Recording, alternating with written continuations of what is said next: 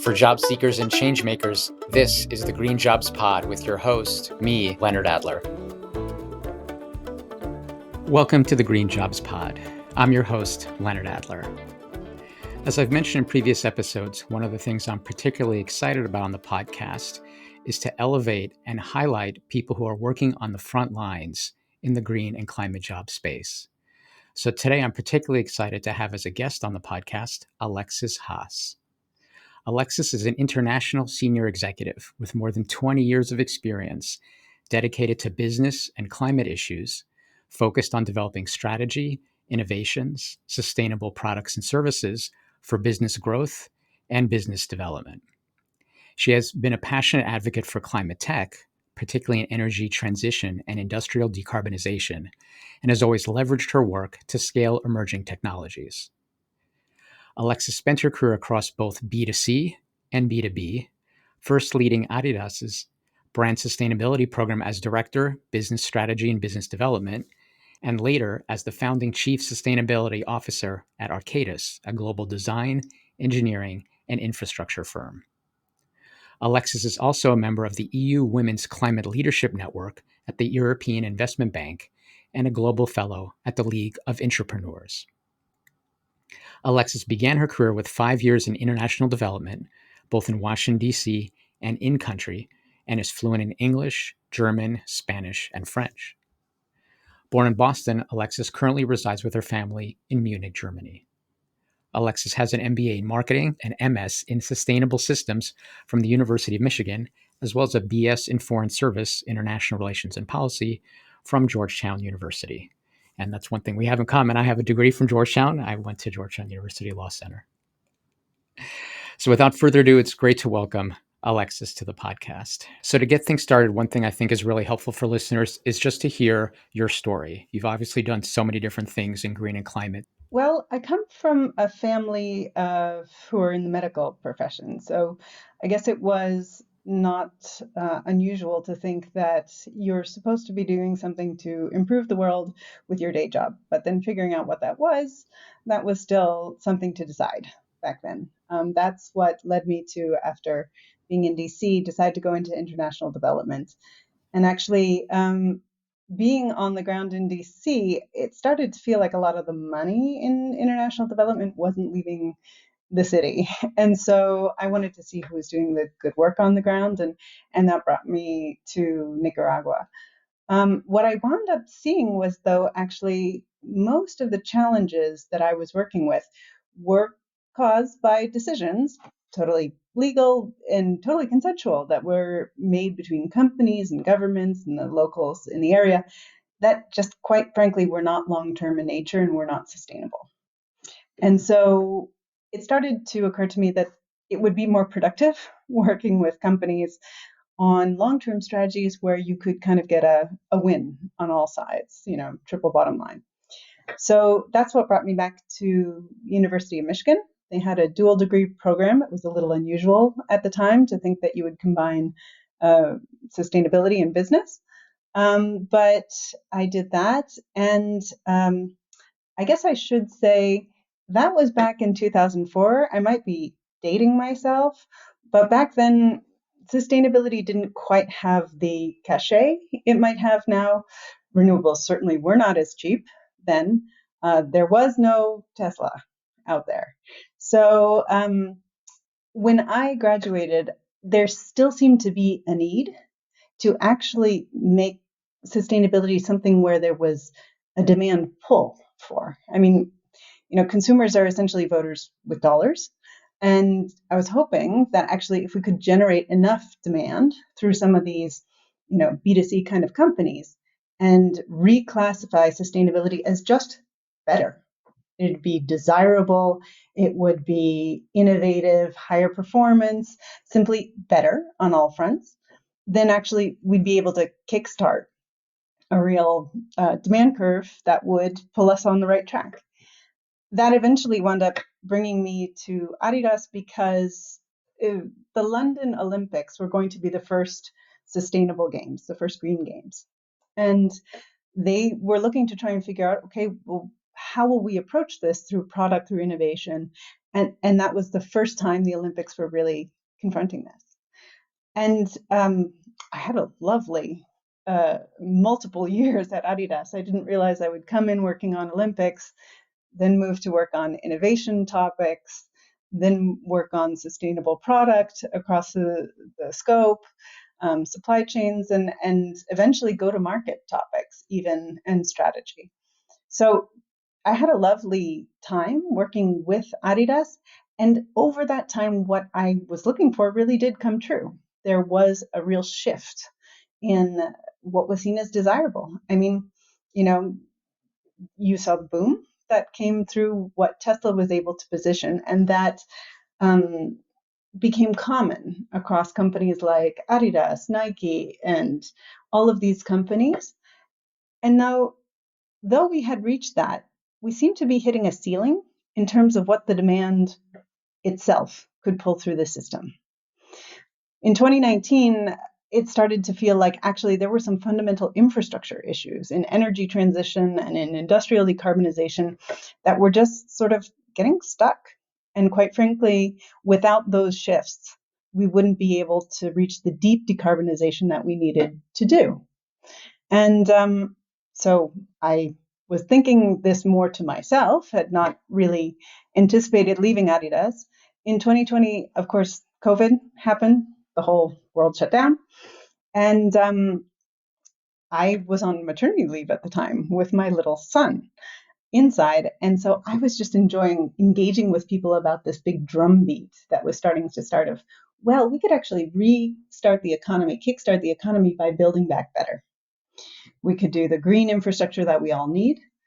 And at the time, Arcadis was looking for its first chief sustainability officer. And when they reached out, it seemed like a really great fit. So I came to Arcadis.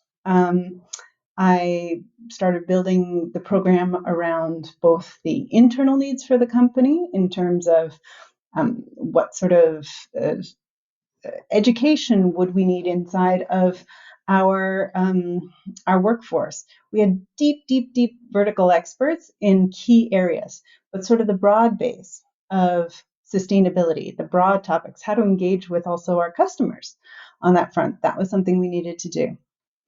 I also wound up working with the global business areas on developing what is their plan for developing their sustainable solutions. What sustainable solutions do our customers need?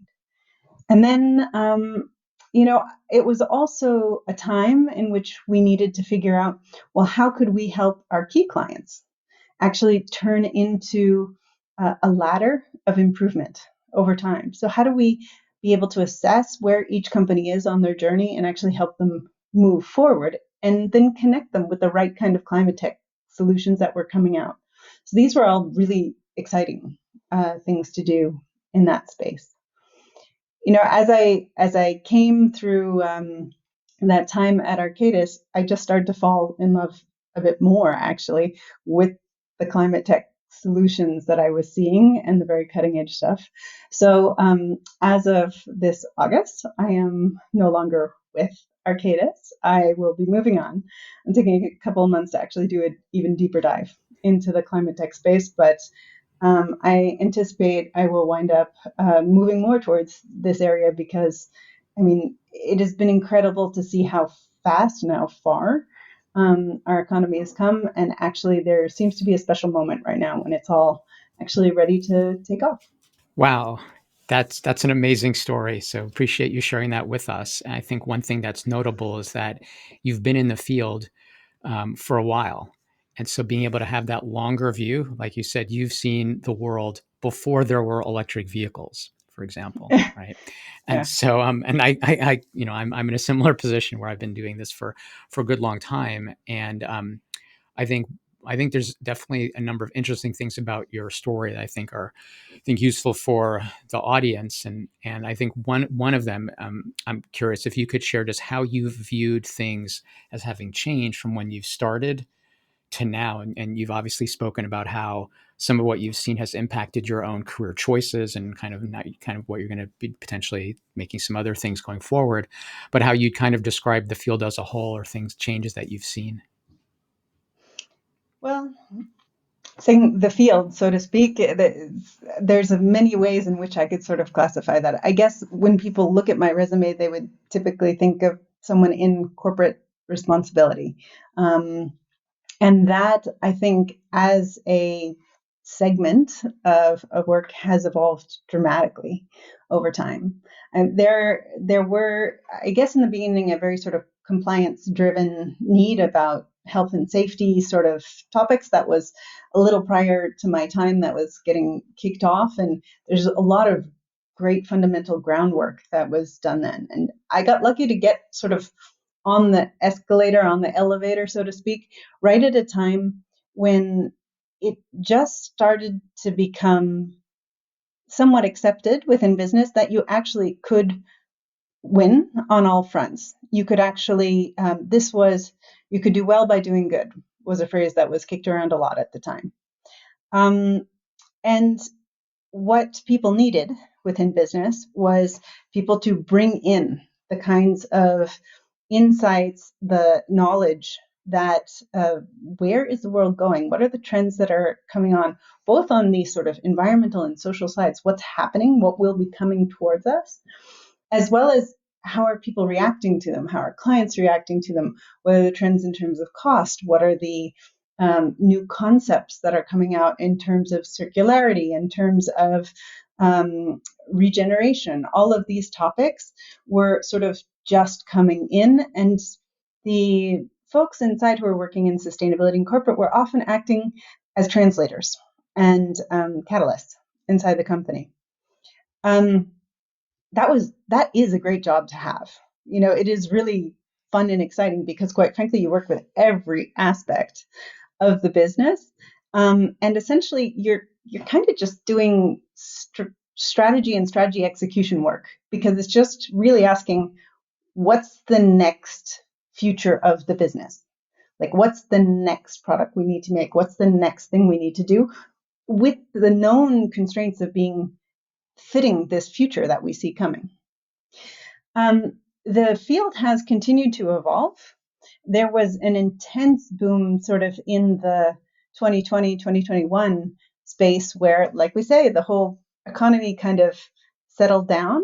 And then as people went into this frenzy of realizing, well, we need to build it back and we want to build back better, they were looking around for people to tell them how. So I think that was when a time when perhaps a lot of the listeners were starting to hear this come up all the time. And then a lot of these topics were just starting to come up again. All of a sudden, the old was new again. And people said, did you know you could do well by doing good? And I was like, oh, yes, I'm really glad that more people think that now. So, but the greatest thing about it was by then the economics really had changed. And so making the business case was always a core part of the job, but it was just frankly easier at this point in time. That being said, we're hitting a new moment. There is legislation primarily in Europe, but very much in some aspects in the States, and just commitments globally. For example, in China, there are 5-year plans. There's legislation like CSRD in Europe that, quite frankly, is requiring companies that have any presence in Europe to report on their targets, on parameters of how exposed they are to various areas and segments of impact, and then to disclose on that.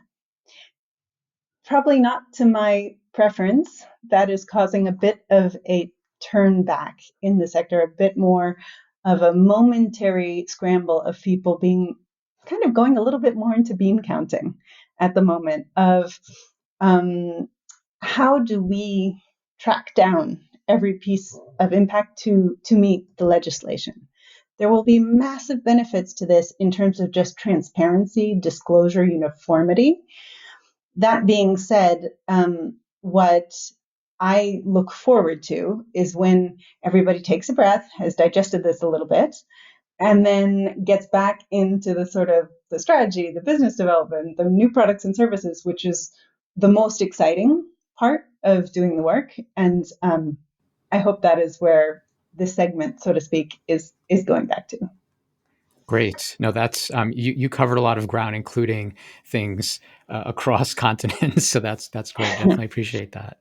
I think another thing in your story that I'm curious about is you've worked in large institutions, and at least from what you described, you were very proactive in trying to make change. You were describing everything from customers, other stakeholders, and what you done. And I think many people can relate to the challenges in making change, really in any organizational setting, but certainly potentially larger ones may have their own distinct challenges. I'm curious um, what kind of what was your perspective? Kind of like how did you do it? And then if there's advice you'd have for someone listening, if they're having a similar challenge, if they're working in a job today or some maybe tip they can keep in mind in the future, advice you'd have on how they could tackle that kind of challenge as well. Mm, there's a couple of points that come to mind, so let me sort of tick them off as I go through them. But first and foremost, it seems really critical that you need to motivate people around this topic. It is not yet, although it's approaching very fast, that this is the single sole most important focus of the company. And so people need to sort of see a vision of what the future looks like, why that's appetizing, appealing, why they would want it, and where they fit within that. So really being able to kind of like craft that vision, share it, get people excited and motivated about it, that's sort of day one need. And you are blessed if you wind up getting a leader in your company at the top, be they on the board, be they on the executive leadership team, one who has a lot of control within the company, who shares that level of passion and commitment for the topic. So if you find them, you connect with them. I was really lucky to have had that each time. One time, both at Adidas and then also at Arcadis.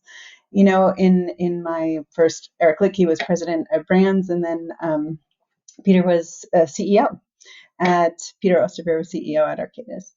The second thing, however, is pretty quickly, people need to just get some data, some understanding of facts, because things that sometimes feel really sustainable, they inherently feel it's logical that those would be sustainable. When you actually do out the math, aren't necessarily.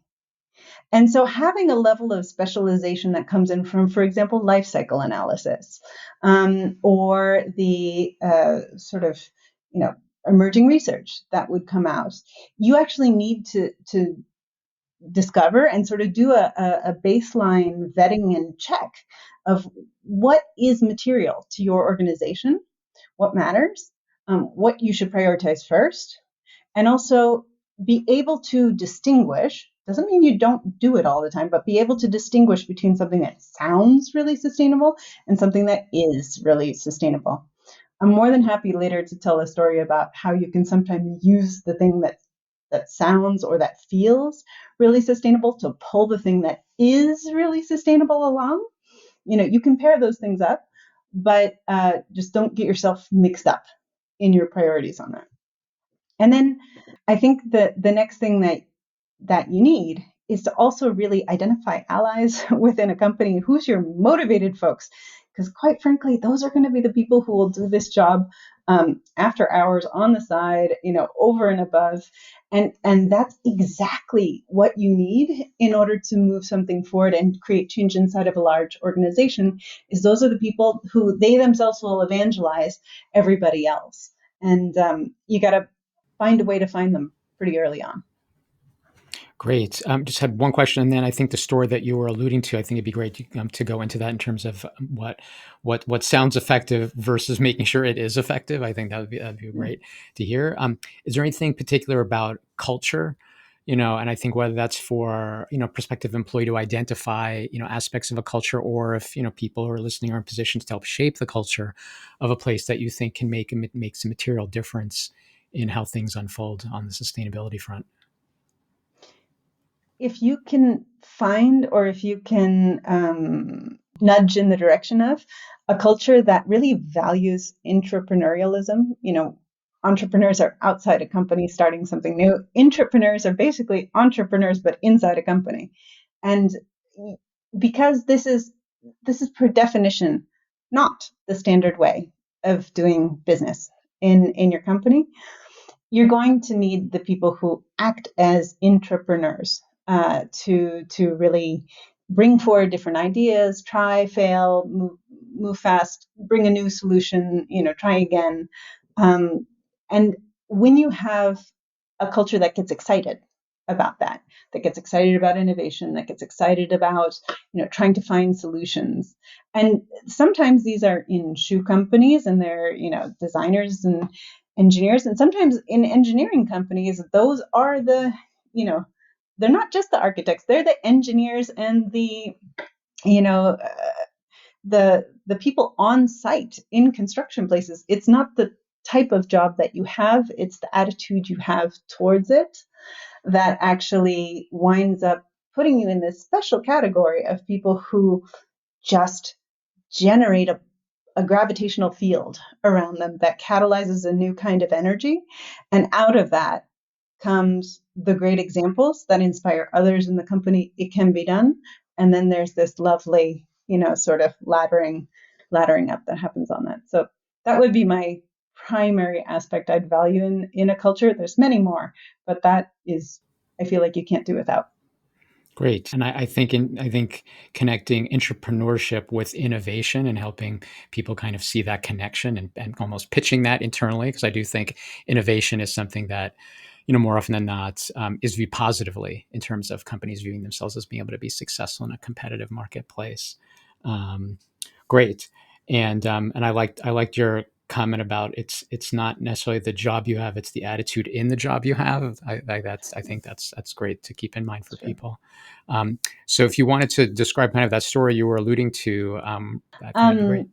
For those who know the story of Adidas and sustainability, you might have heard about us creating, I say us, and I've not been in the company for many years, the ocean plastic shoes, the ocean plastic trainers, Parley trainers.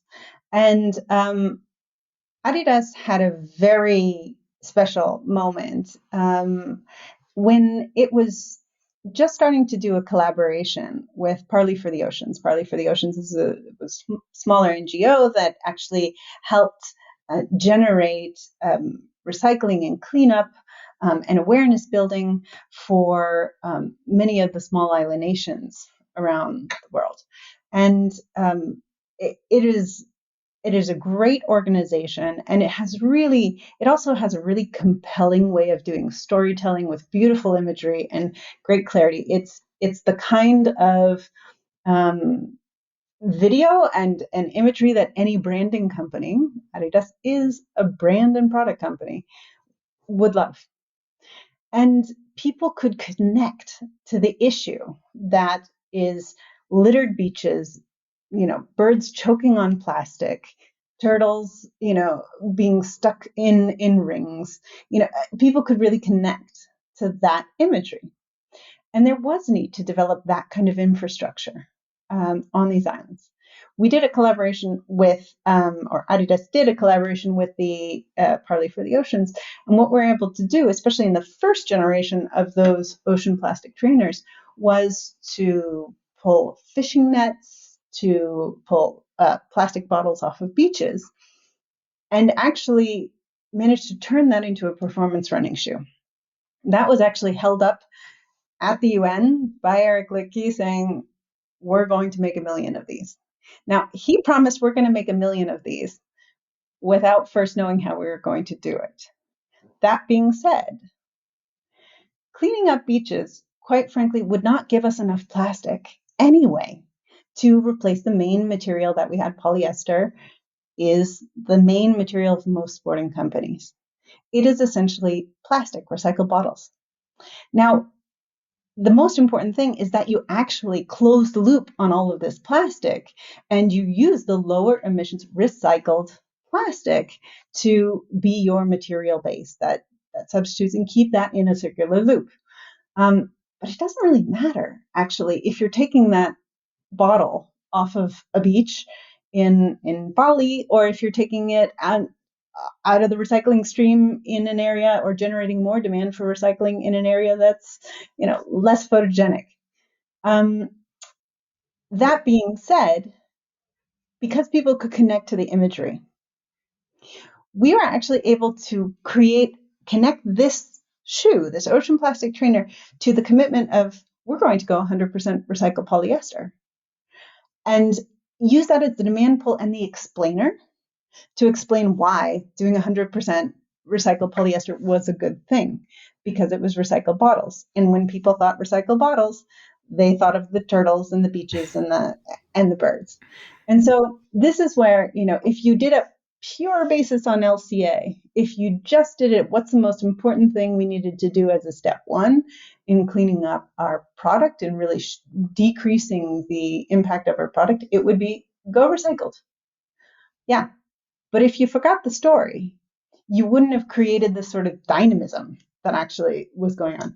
And there's a funny little anecdote just to end this. There was a particular moment in time, it was short, but it was a particular moment in time where actually the Parley for the Oceans product line and the stories shortly were ranking higher than Kanye West shoes that were selling out for a period in time. It was also ranking higher than any of the Messi shoes, any of the football product that was out there. But this was the power of being able to tell a good story and connect it. And that has value as long as you don't confuse it with that being the only thing. You use it as a vehicle to make sure the most important big thing gets done. Yeah, no, that's a great story. And as I'm a runner, and so I actually remember now as you're telling that story, I remember hearing about that shoe, and I think even seeing some of the other marketing or other imagery regarding kind of the ocean. So I think it's interesting to hear some of the backstory behind that, and also kind of your point that the story, you obviously can have a compelling story, but to make sure that it is connected to something with impact. So I think that's great. Great. So maybe you want to shift gears a little bit in terms of, given the diversity of experiences you've had, if you have advice for people that are trying to get into kind of green and climate jobs, if there's any particular advice you'd have for people. You're going to have to be a little bit extroverted in the sense that you should talk to a lot of people. Literally, it is the connections that you make to different folks. And as long as you're sort of willing to try a path not trodden, if you're willing to even craft your own job description, then there's often even more pathways, and you might be able to find it from the place where you already are in the job that you already are at by seeing the need in your company and what your skill set matches to that. Or it's through connecting with a lot of different folks in this space. And that network kind of has its own gravitational field, so to speak. And sort of you talk to the universe and the universe talks back. Somehow, like doors open up that you didn't anticipate. That was certainly true for me. None of my jobs existed really before I had them.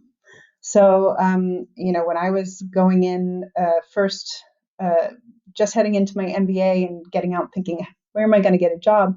I had just read about a Newsweek article about Greenpeace activists going back and getting their MBAs and being able to work in companies and therefore, talk to both sides and find solutions on both sides. And I was like, that sounds like a good idea. So there was no job description that really said, oh, here, go apply here. And there certainly wasn't a line at the end of my MBA saying, here's the 15 companies you should apply to. It was all through sort of self-initiation. That being said, as long as you're comfortable with a more unusual career path, that perhaps not easy career path, you don't necessarily have to get locked into one box in this space either. It's how you see new opportunities emerging or new needs emerging and how your skills can apply, and then why you'd be relevant there and being able to talk to people about that. I had been spending years in footwear and sports, and I just felt based on what I was seeing in our own company's supply chain and in the dynamics that I was hearing about through my own interests of this sort of blockages that we're having in energy transition and industrial decarbonization. And so I just got pretty psyched about infrastructure. There was no rational, good reason why anybody should have hired somebody who spent years in footwear going to work in infrastructure. But, again, perhaps good luck on my part, Peter really saw that actually there were completely transferable skills in terms of what I had learned to do, what I had initiated at Adidas, and therefore what I could do at Arcadis. And once I got into the job, I did realize that actually so much of what I needed to do was directly transferable. Again, you don't necessarily stay still in this space because you're always trying to move forward. And I'm pretty excited about the climate tech solutions that I'm seeing coming out now. I mean, stuff that's going on in batteries and storage heat batteries, that's incredible. Stuff that's going on in direct air capture and in the industrial decarbonization tech space is amazing. And so now being able to just talk to companies about, oh, well, this is maybe how I could help that problem. That is, again, just another same sort of progression along that way. What you cannot be is what's the term? A shrinking violet. Because then actually, it's not like people are going to come to you and say, here, I want you to have this job, and do this, because most of the time these jobs barely exist, or when they do exist, there's a line out the door for somebody wanting to. So probably the best way to get into it is to take the initiative yourself, to really figure out what you're good at, talk to a lot of people, and put in the extra time and the effort. I want to say one last thing, which I remember was really important. People say, go follow your passion, figure out what you're excited about. I have so many people that I mentor, and then some have come to me and said, I don't know what I'm passionate about. Like, how do I know what I'm supposed to be chasing and networking about? And I told them a story about what would happen to me when I was doing my MBA. I used to be super excited about renewable energy finance. I just was conceptually, I love the idea of renewable energy finance. And I was convinced in my first year of a 3-year program, that's what I was going to do. And yet, every time I was doing my homework and reading articles on that, I was falling asleep. And I was falling asleep on the couch. And so my body was telling me, wait, you're not interested in this. But yet, like, for example, now my most recent obsession about climate tech VC and new startups and scale ups, I'm listening to these podcasts while I'm doing dishes. It's the stuff that I read on my way to work. It's just sort of the stuff that you like anyway, that you're curious about, and that's how you can kind of get a sense of, oh, maybe I should go in that direction more. And then it's just a matching game. What can I bring to that maybe they might need, because I'm really excited about the thing itself. Yeah, and I think there's a lot of great things that I think the listeners will be able to take away, including being the importance of being proactive, for example. That's critical. And then also, I think the fact that it's not a straight line, I think is also great to hear, just your story. And then obviously kind of as you've kind of described it just now, kind of in a summary manner, that, you put in the work, whether it's for networking, doing your homework, staying on top of the news, you put in the work, and it's not necessarily by the end of that same day, is there a job offer? But if you keep putting in the work, you will see the results. And it's from an accumulation of all the steps that you've done over time. And so both in terms of how you're successful in the job search, and then also, again, keeping in mind that it's not linear, that, what you do today might not directly lead to the thing tomorrow. It might be part of what you do 2 or 3 things later in the future. And for people to kind of, keep that in mind. So I think those are definitely really great points, people. But as you were describing some things, there's actually something else I wanted to ask you again, is, I'm hearing your enthusiasm and your passion and your excitement, as you're talking about some of the things, whether it's, in the climate tech VC, specific clean technologies. I'm curious, thinking about sustainability at an individual human level, in that you've been in this field, you've been working for a while, and kind of how have you kept up your own personal sustainability in terms of not getting burned out and keeping up that enthusiasm, that passion, and that energy, which at least to me, it seems clear that you have it, and it's Yeah. amazing to see.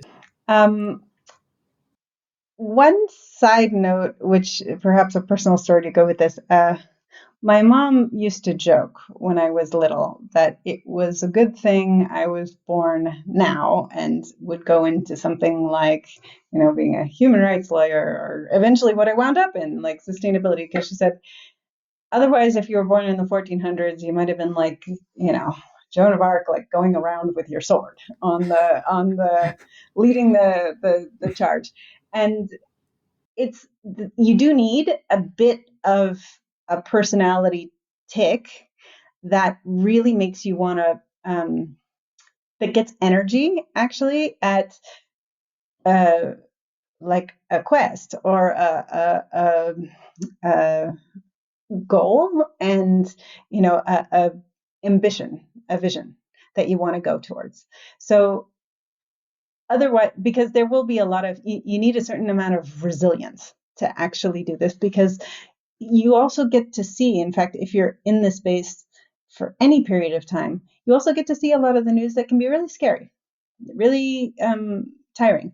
And then 9 out of your 10 days, something that you try isn't going to work out, and it's going to take twice as long, and it's going to be half as ambitious, and somebody's going to say no, and then you get a setback, 2 steps forward, 1 step back, 3 steps back, and then 2 steps forward again.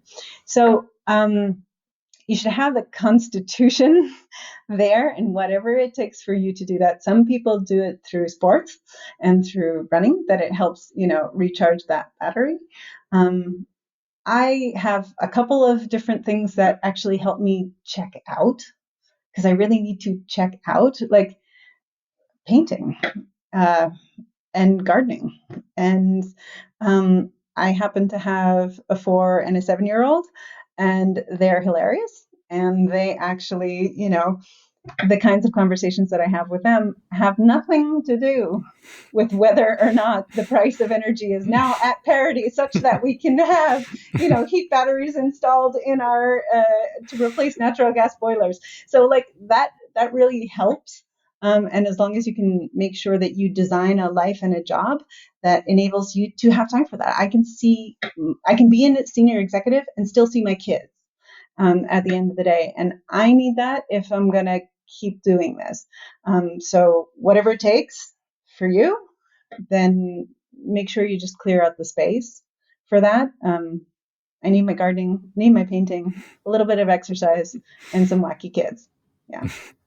That's great. No, I think being mission driven, which again clearly you are, and throughout your career, and then making sure you're taking time for yourself and sustaining yourself through this. As you mentioned, there's going to be ups and downs, and being resilient. So I think that's really great to hear. So great. So I think we've covered a lot. So again, really appreciate your time today. Is there anything else that we haven't covered that you wanted to share? Well, I just hope with everybody here, they realize like what a unique moment in time it is. So if you were thinking of being on the fence, like the water's warm, come on in, because we have a very unique tipping point now in where the economy is going to go. It is profoundly inevitable now, based on what has shifted in economics and shifted in the technologies, that we are going to make this transition to net zero. In fact, there's a fascinating study by Oxford University that has showed, it's based on the learning curves that happen through certain technologies, that it is actually cheaper at this point in time, not accounting for the human health benefits, not accounting for the savings that you do for climate, but it is just cheaper based on the technologies right now for us to go through a faster transition than a slow one. So we're at a unique moment in time. That being said, are we going to get through that very small keyhole fast enough? Because it has to hit by a certain time period. So in order for us to avoid any climate tipping points and all the consequences that come from that.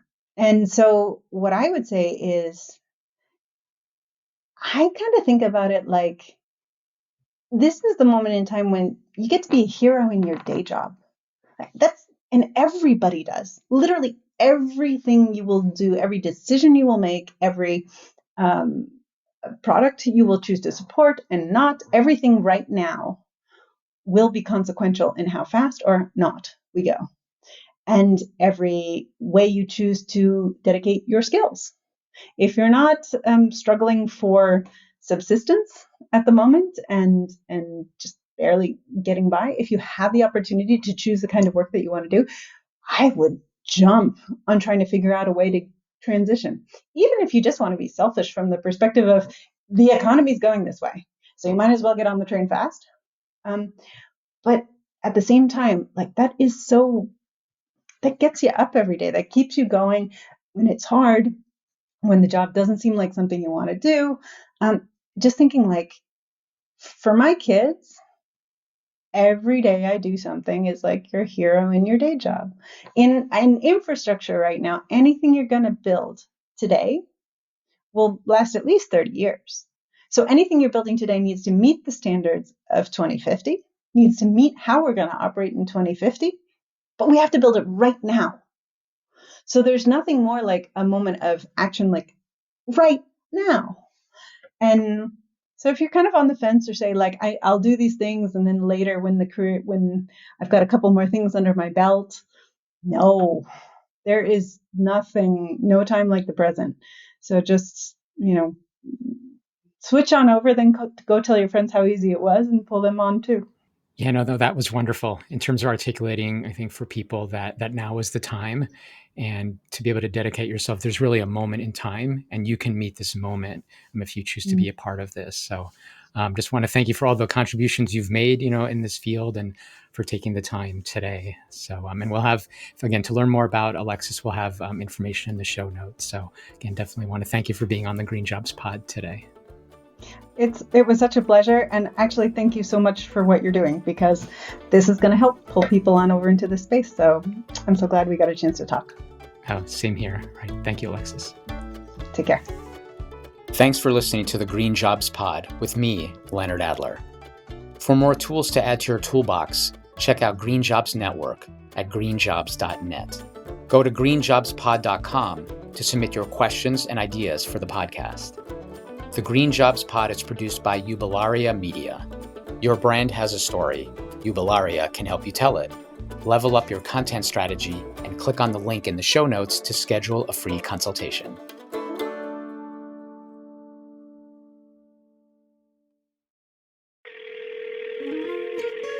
Hello?